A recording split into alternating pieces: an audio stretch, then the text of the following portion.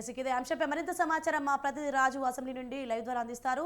రాజు చెప్పండి, కాసేపట్లో తెలంగాణ అసెంబ్లీ సమావేశాలు ప్రారంభం కానున్నాయి, దీనిపైన అప్డేట్స్ ఏంటి?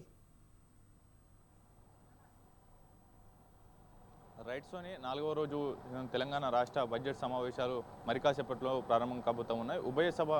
ఉభయ సభలు కూడా ఈరోజు 10 గంటలకు కూడా ప్రారంభం కాబోతూ ఉన్నాయి.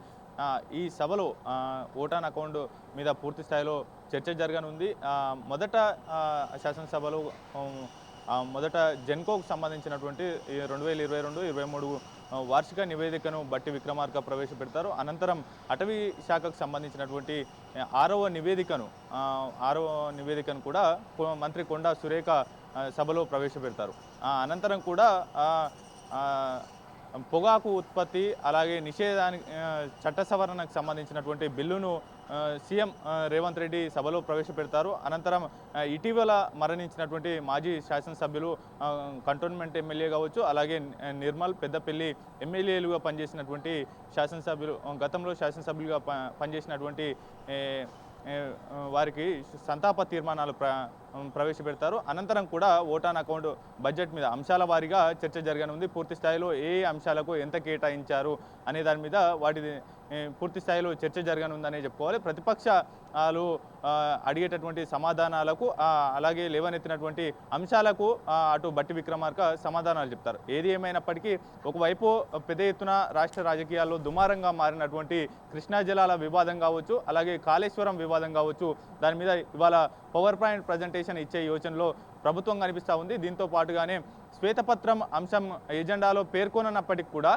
స్పీకర్ అనుమతితో శ్వేతపత్రాన్ని విడుదల చేయాలని, దాంతో పాటుగానే కేసీఆర్ గతంలో రాయలసీమని రతనాల సీమగా మారుస్తాం, మాకు భేషజాలు లేవు అనేటటువంటి అంశాన్ని ప్రస్తావించారు. కాబట్టి దాంతో పాటుగానే AP CM Jaganmohan Reddy AP శాసనసభ సమావేశాలు, గత శాసనసభ సమావేశాల సాక్షిగా చెప్పినటువంటి అంశాలు ఏవైతే ఉన్నాయో, కృష్ణా జలాల వాటాకు కంటే ఎక్కువగా నీళ్లు మనకు ఏపీకి వస్తున్నాయి అనేది అంశాన్ని తీసుకువచ్చారు. కాబట్టి దాన్ని కూడా శాసనసభలో స్క్రీన్ ద్వారా పవర్ పాయింట్ ప్రజెంటేషన్ ద్వారా ప్రజలకు శాసనసభ లోపల ఉన్నటువంటి ఎమ్మెల్యేలకు వినిపించేటటువంటి అవకాశం, స్పీకర్ అనుమతితో వినిపించేటటువంటి అవకాశం అయితే స్పష్టంగా కనిపిస్తూ ఉంది. దానికి సంబంధించినటువంటి ఏర్పాట్లు చేసినట్లయితే మనకు సమాచారం అంతా ఉంది. పూర్తి స్థాయిలో ఇవాళ కేఆర్ఎంబీకి కృష్ణానది మీద నిర్మించినటువంటి ప్రాజెక్టుల అవుట్లెట్లను పూర్తి స్థాయిలో కేఆర్ఎంబీకి బోర్డుకు అప్పగిస్తారు అనేటటువంటి వివాదం అధికార విపక్షాల నడుమ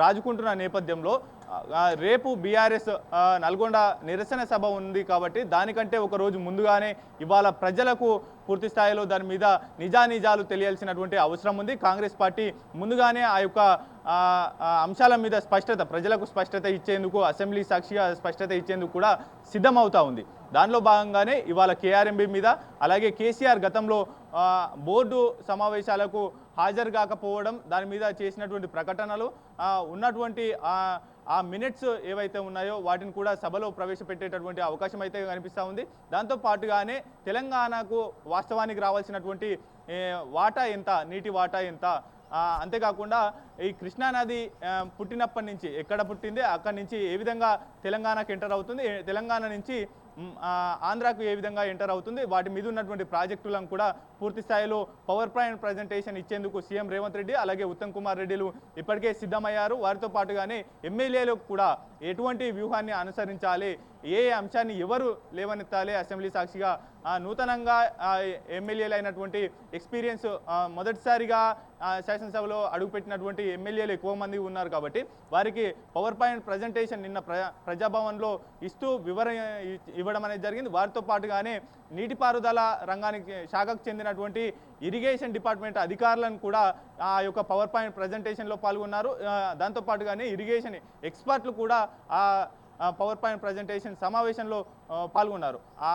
వారికి ఉన్నటువంటి ఎక్స్పీరియన్స్ కావచ్చు, తెలంగాణ రాష్ట్రానికి జరిగినటువంటి అన్యాయాన్ని, ముఖ్యంగా దక్షిణ తెలంగాణకు కృష్ణానది నీటి వాటాల్లో తక్కువగా రావడం వల్ల దక్షిణ తెలంగాణ ఎడారిగా మారింది. ఉమ్మడి మహబూబ్ నగర్ కావచ్చు, అలాగే నల్గొండ జిల్లాలకు ఎడారిగా మారింది అనేది కూడా శాసనసభ సమావేశాల సాక్షిగా ఈ యొక్క అంశాలను ప్రజల్లోకి బలంగా తీసుకువెళ్ళాలి.